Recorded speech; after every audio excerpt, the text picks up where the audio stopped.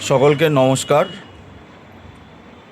আসন্ন বিধানসভা নির্বাচনে আজকে 23শে এপ্রিল প্রথম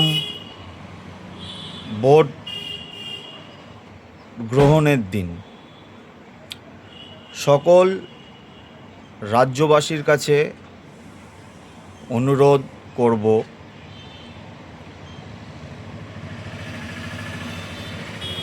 বিজেপি নামক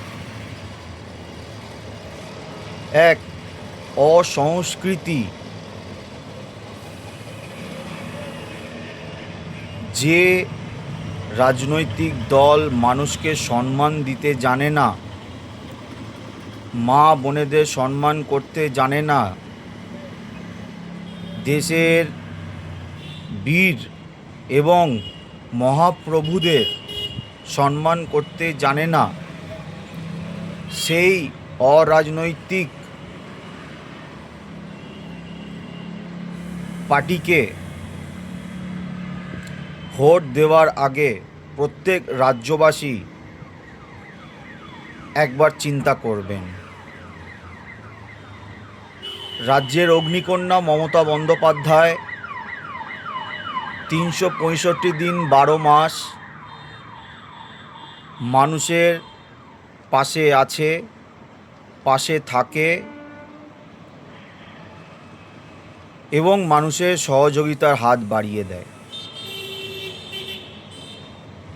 আজ আসন্ন বিধানসভা 2026 নির্বাচনে প্রথম দফায় ভোট গ্রহণের দিন।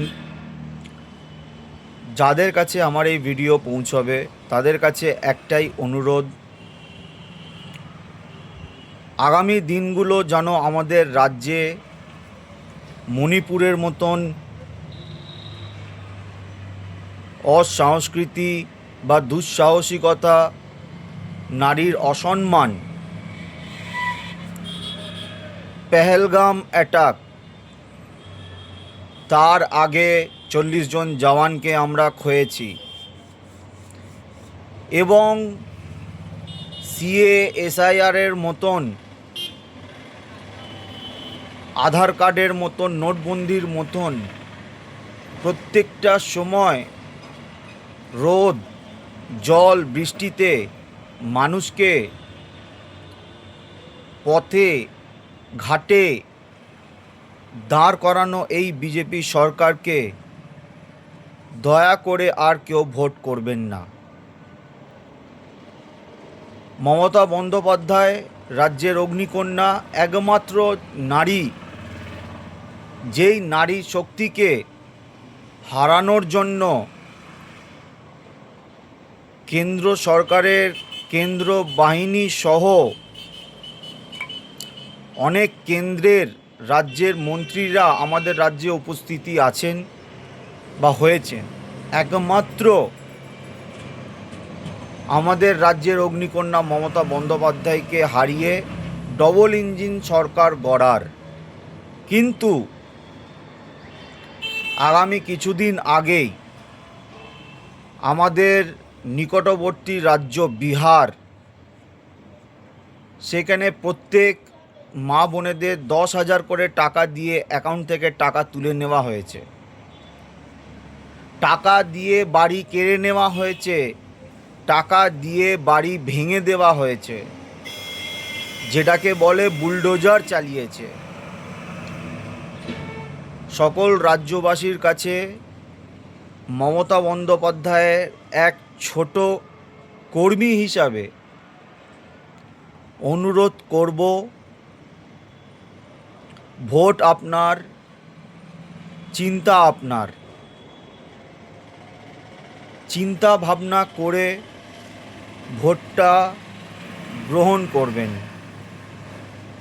ভোট দেওয়ার আগে মমতা বন্দ্যোপাধ্যায়ের দুয়ারে যে কাজ করেছে সেই কাজগুলির কথা একবার ভাববেন। জননেত্রী আজকে দিল্লি গিয়ে লড়াই করেছে আপনার আমার মতন সাধারণ মানুষের জন্য, যাদের নাম এসআইআরে বাদ গেছে। 1000 থেকে 1500 টাকা দেবে বলেছে, তিনি মুখ থেকে উচ্চারণ করেছে। প্রত্যেক মা বোনের কাছে 1500-1700 করে টাকা পৌঁছেছে। যেসব ভাই বোনেরা বেকার চাকরির খোঁজে আছে তাদেরকে 1500 টাকা দেওয়ার কথা বলেছে 21 থেকে 40 বছর পর্যন্ত। তাদেরকে সেই টাকা আমাদের জননেত্রী তাদের অ্যাকাউন্টে দিয়েছে। কিছু ভাঁওতাবাজ মহিলারা আছে এবং পুরুষরাও আছে যারা নিজের বউদেরকে টিএমসি পার্টির মধ্যে রেখে সব উপকার নিয়ে জয় শ্রীরাম বলে, বিজেপি পার্টি করে। আমরা কোনো অরাজনৈতিক বা অধর্মীয় রাজনীতি করি না। আমরা সকল ধর্মকে, সকল ভাষাকে সম্মান করি। আমি 1 মিনিটও চিন্তা করতে দ্বিধাবোধ করব না জয় শ্রীরাম বলবো কি বলবো না, কারণ রাম আমাদের সকলের। সেই জন্য আমরা যেমন জয় শ্রীরাম বলি, জয় যিশু বলি, জয় জোহার বলি এবং আল্লাহকেও নমন করি। আসন্ন নির্বাচনে আগামী 29শে এপ্রিল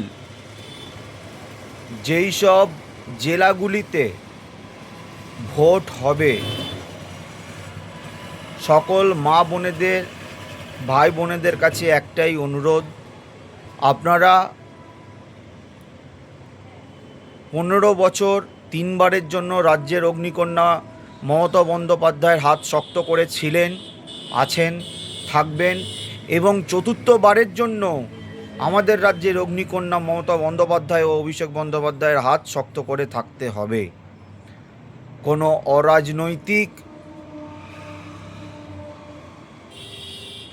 দলকে ভোট দিয়ে আপনার ভোট নষ্ট করবেন না। এরা বলছে অন্নপূর্ণ ভাণ্ডার দেবে 3000 টাকা। কেন্দ্রীয় সরকারের কাছে হাজার হাজার কোটি টাকা আছে। বিজয় মালিয়া, নীরব মোদি,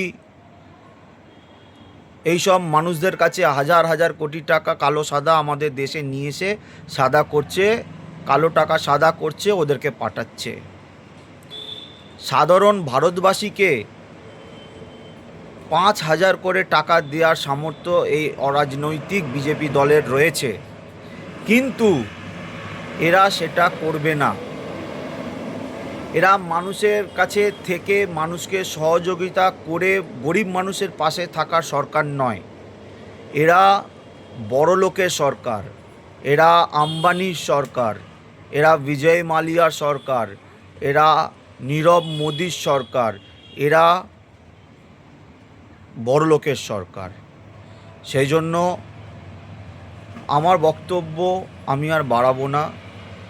সকল রাজ্যবাসীর কাছে একটাই অনুরোধ,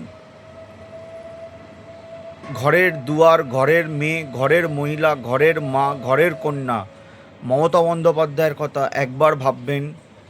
ভোট দিয়ে, ঘাসের ওপর জোড়াফুল চিহ্নে ভোট দিয়ে আমাদের বাংলা রাজ্যটাকে সুরক্ষা রাখবেন। জয় হিন্দ। তৃণমূল কংগ্রেস জিন্দাবাদ। আমাদের নেত্রী মমতা বন্দ্যোপাধ্যায় জিন্দাবাদ। রাজ্যের অগ্নিকন্যা লড়াকু নেত্রী মমতা বন্দ্যোপাধ্যায় জিন্দাবাদ। জয় হিন্দ, বন্দে মাতরম।